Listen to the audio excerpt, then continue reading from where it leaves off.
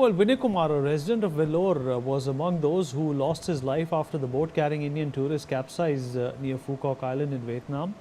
Vellore MLA Vinoth Kannan visited the bereaved family and conveyed his condolences. Belly, my colleague, still with us on the broadcast. Belly, obviously, this is shocking for many people in these southern states. The government as well as the local representatives are also doing whatever they can to assuage whatever they could when it comes to the grieving families.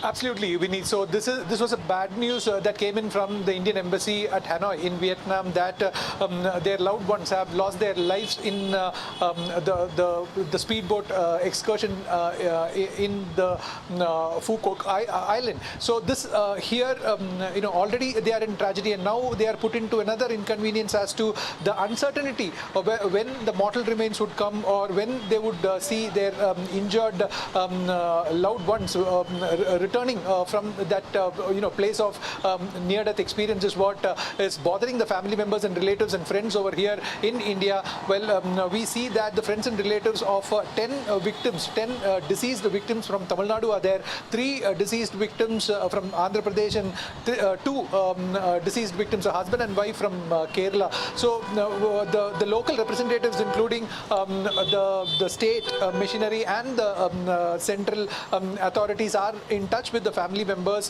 to facilitate the repatriation process, which is worrying them more than the bad news that as for now is that the uncertainty and when can they do the final rites of these deceased, and when they can confirm on everything and come to terms with everything. So that is the kind of the situation here with the families that the local representatives, people's representatives, are trying to kind of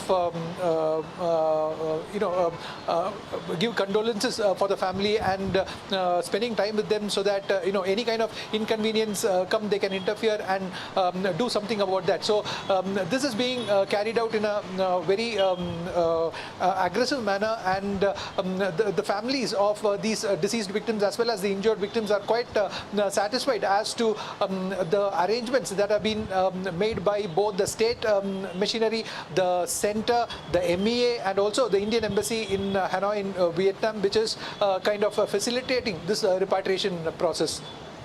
Back to you, Vinny. All right, more breaking news coming in. Well, Andhra Pradesh Chief Minister